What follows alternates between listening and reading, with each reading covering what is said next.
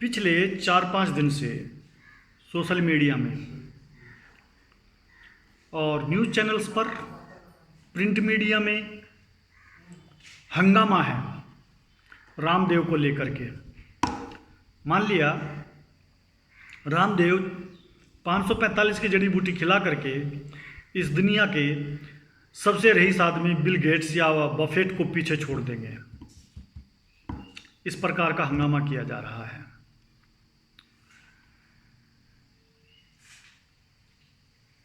और कोई लुटेरा बता रहा है रामदेव को, कोई बोल रहा है कि योगी का काम नहीं है ये। शायद वो अपनी संस्कृति भूल जाते हैं। पहले जो है वैद्य, योगी, यही सब लोग इलाज करते थे हमारे इस संस्कृति में, पुरानी पद्धति के हिसाब से, आयुर्वेद के हिसाब से। चरक कोई राजा महाराजा नहीं थे, वो योगी ही थे। ठीक है, जानते हो ना चरक जी को? तो वो कोई राजे महाराजे नहीं थे, वो योगी ही थे। पतंजलि जी वो भी योगी ही थे, जिनके नाम पर बाबा रामदेव आजकल चला रहे हैं। और उनको लेकर के हंगामा है, मान लो वह दुनिया की दौलत लूट लेंगे 545 रुपये में।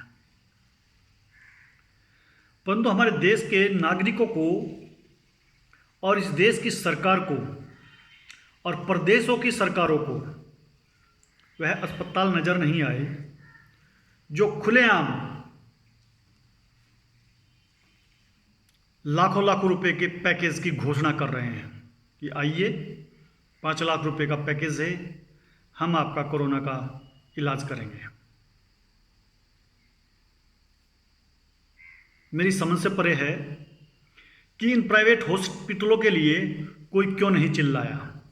545 रुपये के लिए तो आप चिल्लाए, परंतु 5,45,000 के लिए कोई नहीं चिल्लाया। ऐसा क्यों? क्या रामदेव जी जो है दुश्मन हैं? और जो ये हॉस्पिटल्स हैं जहाँ पर पैकेज 5 लाख, 10 लाख, 15 लाख का घोषित किया जा रहा है, मानो ये जिज्जार फुप्पा हों आप लोगों के। आप चुप्पी साधे हुए हैं इन पर। ऐसी कौन सी वो दवाई, मेडिसिन दे रहे हैं कोरोना की, जबकि सर्वविदित है कि कोरोना की एलोपैथ में अभी तक कोई दवाई नहीं है। तो इलाज कौन सी दवाई है जिससे वो ट्रीटमेंट करे, और वो इतना महंगा इलाज है? शायद ये हॉस्पिटल्स वाले या तो आपके मामे हैं या फुप्पे या जिज्जे हैं, मेरा स्पष्ट कहना है। और इन सरकारों के भी, केंद्र सरकार के नहीं, प्रदेशों की सरकारों के भी। मुझे नहीं लगता कि आपने मुख्यमंत्रियों को अपना जीजा बनाने के लिए चुना है। अगर आप प्रधानमंत्री को अपना जीजा मानने के लिए तैयार नहीं है तो भूल जाइए कि ये मुख्यमंत्री आपके जीजा नहीं है। They are bloody servant.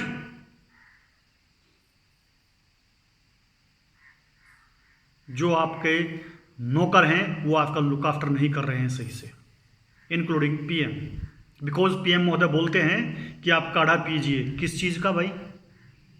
तुलसा का, और काली मिर्च, और लौंग, और दालचीनी, और ऐसी बहुत सी वस्तुएं। परंतु जब वही वस्तुओं से एक बाबा जो है एक टैबलेट तैयार कर देता है लिक्विड के रूप में न करके सॉलिड रूप में, तो सबको ऑब्जेक्शन हो जाता है, इंक्लूडिंग भारत सरकार, उसका आयुष मंत्रालय, जिसका काम ही ये देखना है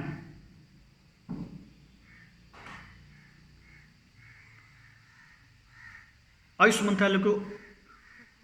मंत्रालय ने जब लोगों को कहा कि आप ये काढ़ा पीजिए, तो आयुष मंत्रालय ने कौन सी रिसर्च की थी? क्या लोगों को बेवकूफ बनाया? क्यों बेवकूफ बनाया इन्होंने? क्या था उस काढ़े में? और इस काढ़े का वर्णन केवल आयुष मंत्रालय नहीं, सब जानते हैं। सर गंगाराम हॉस्पिटल, उसका एक डॉक्टर बोलता है खड़े होकर के कार में अपनी कि आप ये पीजिए, आप ग्रीन टी पीजिए। ग्रीन टी क्या है? एलोपैथ है क्या? या उसमें तुलसारा वगैरह वगैरह मिले हुए हैं? क्या चीज मिली हुई है उस ग्रीन टी में, जिसको एक इस देश का प्रमुख हॉस्पिटल और दिल्ली देश की राजधानी में स्थित है और सरकार के मंत्रालयों की नाक के नीचे करोल बाग में, राजेंद्र नगर, सर गंगाराम हॉस्पिटल, जानते होंगे सब। मेरे ख्याल से इंडिया में कोई डॉक्टर ऐसा नहीं होगा जो सर गंगाराम के हॉस्पिटल को नाम जानता हो। और उस हॉस्पिटल का एक डॉक्टर खुलेआम बोलता है चैनल में, न्यूज चैनल के अंदर, कि आप काढ़ा पीजिए ये चीज मिला करके। कौन सी उन्होंने रिसर्च की थी इसकी? तब ऑब्जेक्शन क्यों नहीं लगा? किसी ने ऑब्जेक्शन क्यों नहीं लगाया? मेरा सवाल है, सिंपल सवाल है मेरा। तो क्या ये हॉस्पिटल, जो बड़े बड़े हॉस्पिटल, प्राइवेट हॉस्पिटल हैं, ये आपके दादे, फुप्पे, जिज्जे क्या लगते हैं भाई, जिन्होंने 5-5 लाख रुपए के पैकेज बनाए हैं और आपको 500 रुपए की 1 महीने की दवाई पर आपत्ति है? कौन सी दवाई खिला रहे हैं वो आपको? जो ये निकम्मी सरकार आपको एम्स, सफदरजंग, राम मनोहर लोहिया या एलएनजेपी में नहीं खिला सकती, या बड़ा राव हिंदू हॉस्पिटल में दिल्ली के अंदर नहीं खिला सकती। वो कौन सी दवाई खिला रहा है? वेदांता और मैक्स, एस्कॉर्ट्स, अपोलो, कौन सी दवाई खिला रहे हैं भैया आपको ये पैकेजों के नाम पर? मुझे बता दीजिए।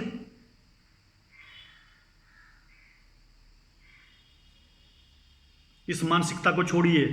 रामदेव ने केवल यही कहा है, जो सरकार ने, आयुष मंत्रालय ने आपको काढ़ा पीने के लिए कहा है, केवल उसने उसको टैबलेट के रूप में आपको देने की कोशिश की है।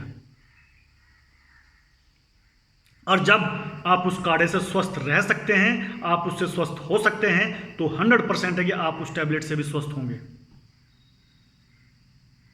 यहां आप गर्मा गर्म काढ़ा पी रहे हैं, दूध में हल्दी है, हमारे दादे परदादों ने भी पिए हैं। कौन सी रिसर्च की है आयुष मंत्रालय ने इसकी, और कब की थी? वर्ष और डेट बताएं।